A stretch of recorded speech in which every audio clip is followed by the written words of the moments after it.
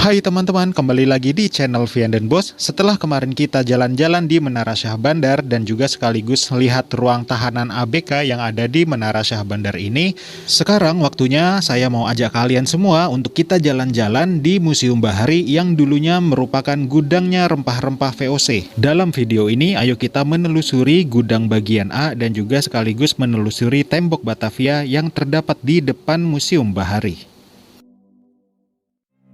Nah teman-teman, sebetulnya saya datang ke Museum Bahari ini bisa dibilang dadakan karena memang niat awal saya itu cuma datang ke Menara Syah Bandar, tapi karena jaraknya yang memang bersebelahan dan juga masih ada waktu sekitar 1 jam lagi sebelum museum tutup, akhirnya saya memutuskan untuk main sebentar ke Museum Bahari. Museum ini awalnya didirikan oleh perusahaan dagang asal Belanda yang kita kenal dengan VOC. Dibangun dalam 3 tahap, yaitu tahun 1718, 1773, dan terakhir adalah tahun 1774.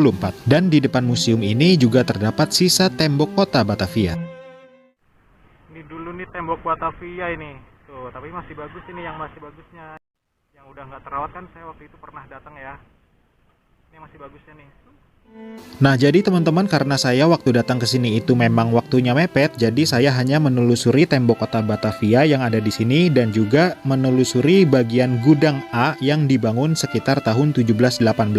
Selama kita menelusuri gudang bagian A, nanti kita naik ke atas lotengnya yang berfungsi sebagai tempat pengeringan rempah-rempah. Nah sekarang teman-teman, yuk kita sama-sama telusuri tembok kota Batavia yang terdapat di depan Museum Bahari ini. Sisa tembok kota Batavia yang sekarang kita telusuri ini memang sudah sejak awal memiliki jalan setapak yang sekarang kita lihat ini berfungsi sebagai tempat patrolinya tentara-tentara kompeni untuk menjaga harta karun mereka yang berupa rempah-rempah yang tersimpan di Museum Bahari ini dulunya. Ini saya bicara dalam konteks gudang rempah-rempah VOC yang sekarang kita lihat ini sudah dibangun ya teman-teman. Karena sebelum gudang rempah-rempah VOC ini ada, tembok Batavia sudah duluan ada. Nah seperti itu ya teman-teman. Ini by the way, gagang pintunya masih asli dari abad ke-18. Cakep bener.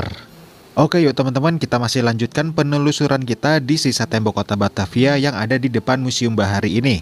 Pada saat itu tentara-tentara kompeni yang berjaga di sisa tembok kota Batavia ini selalu menjaga wilayah dalam tembok kota Batavia supaya tidak didekati apalagi dimasuki oleh warga pribumi. Gudang rempah-rempah VOC yang sekarang dikenal dengan Museum Bahari yang sekarang kita saksikan bersama ini berada di dalam wilayah tembok kota Batavia.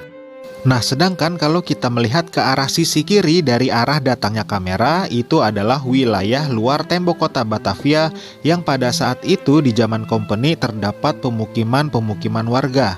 Oke teman-teman, yang sekarang kita lihat ini adalah pos jaga untuk tentara VOC pada masanya. Di pos jaga inilah dulunya ditempatkan satu tentara kompeni untuk memantau wilayah luar tembok kota Batavia kalau-kalau ada warga pribumi yang mendekat apalagi mau masuk ke dalam wilayah tembok kota Batavia. Kalau ada warga pribumi yang coba-coba mendekat ke tembok kota Batavia, tentara kompeni yang berjaga di sekitar tembok kota Batavia ini akan langsung menembak warga pribumi tersebut. Wih, ngeri juga ya.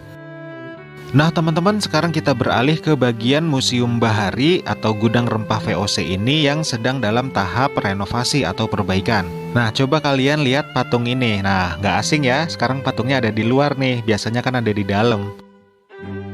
Oh ya, sekarang coba perhatikan besi yang seperti huruf Y terbalik itu ya. Nah, benda itu disebut dengan angkur yang berfungsi sebagai penahan gempa dari suatu bangunan. Teknologi yang sangat canggih di zamannya, bukan?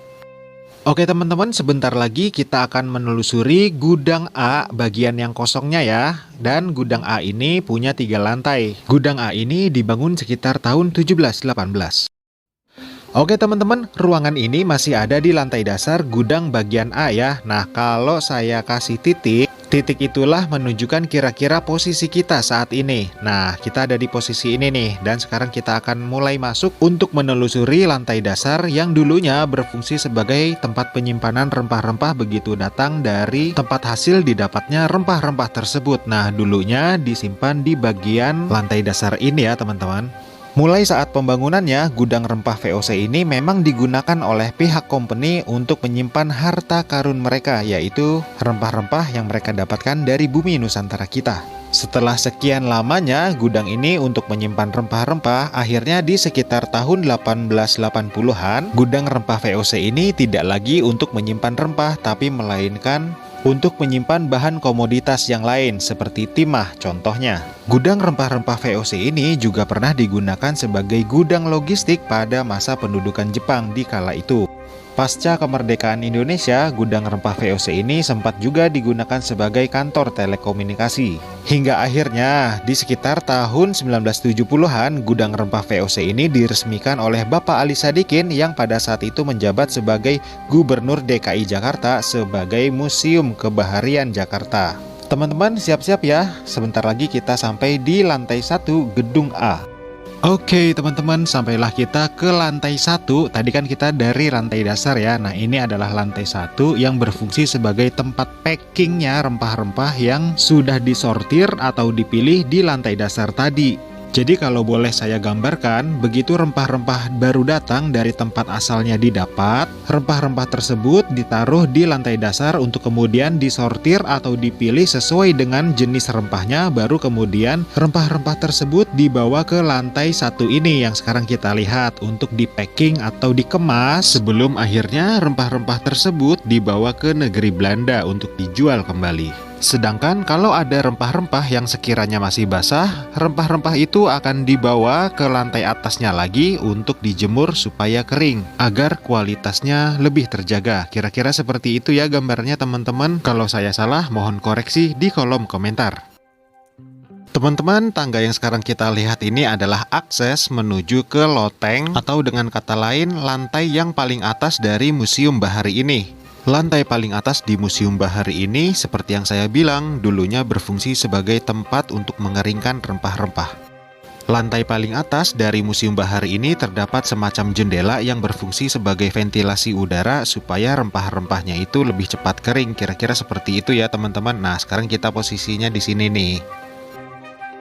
Oh ya, hampir lupa, lantai paling atas yang sekarang kita lihat ini masih asli bentuknya dan juga materialnya asli dari zaman ketika gudang VOC ini baru dibangun. Wih, keren ya, berarti ini kayu-kayunya pun sudah ratusan tahun umurnya. Dan kalian kalau kesini hati-hati dengan kayu yang ini ya, yang ada di tengah tadi, karena kalau nggak hati-hati jalan bisa kesandung kayak saya tadi. Selain itu, kalau kalian naik ke lantai paling atas ini, kalian harus tahan-tahan dengan hawa yang agak gerah karena bisa jadi karena jendela-jendelanya itu kan banyak yang ditutup ya waktu saya datang ini. Kalau jendelanya dibuka ya mungkin sejuk juga sih di atas ini. Sekedar informasi aja nih untuk kalian, gudang rempah-rempah VOC ini hanya memiliki 2 gedung yang punya 3 lantai, yaitu gedung A yang sekarang kita sedang jelajahi dan juga gedung C yang waktu itu sempat terjadi kebakaran di sekitar tahun 2018. Dan saat ini gedung C tersebut sudah dikembalikan seperti semula bentuknya, tapi untuk bagian lotengnya sudah diganti dengan bahan material yang terbuat dari besi. Tidak seperti gudang bagian A ini yang masih asli materialnya. Oke teman-teman, sekarang kita beralih ke ruangan yang lain dari Museum Bahari ini. Nah, kalau alat yang satu ini banyak banget yang bilang bahwa alat ini tuh alat untuk menggantung seseorang ketika lalai dalam pekerjaannya. Ya, semacam itulah ya. Tapi sebetulnya bukan ya teman-teman, ini adalah alat pengerek bahan rempah yang baru datang dari lantai dasar untuk dinaikkan ke lantai 1. Seperti itu ya teman-teman. Nah, ini adalah indikasi bahwa hal tersebut memang dinyatakan demikian. Oke teman-teman, ini adalah ruangan terakhir yang saya kunjungi ketika berkunjung ke Museum Bahari. Ruang diorama ini terdapat di lantai 1 yang dulunya berfungsi sebagai tempat untuk packingnya bahan rempah-rempah. Nah, sekarang dipakai untuk ruang diorama Museum Bahari. Di ruangan ini ditempatkan atau dipamerkan tokoh-tokoh navigator dunia dan juga tokoh-tokoh penjelajahan samudra ya tentunya.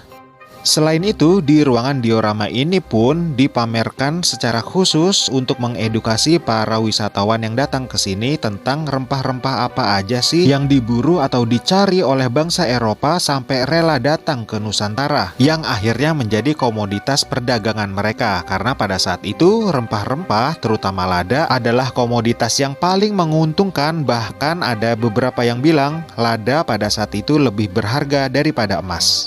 Wow! Di ruangan diorama ini juga selain dipamerkan tokoh-tokoh dari bangsa Eropa, juga dipamerkan dari bangsa Jepang yang barusan tadi kita lihat untuk mewakili masa pendudukan Jepang di Indonesia. Nah, ini yang sekarang kita lihat adalah propaganda-propaganda yang dilancarkan oleh pihak Jepang pada saat itu. Ruang diorama Museum Bahari ini dibagi atas 2 ruangan. Kalau saya perhatikan sih, antara ruangan A dan B ini ada semacam pembagian waktu sejarah berdasarkan alur tahunnya. Paham kan ya kira-kira maksud saya? Jadi sudah ditata sedemikian rupa supaya rapi gitu, tertata alur cerita sejarahnya yang dipamerkan di ruangan diorama ini.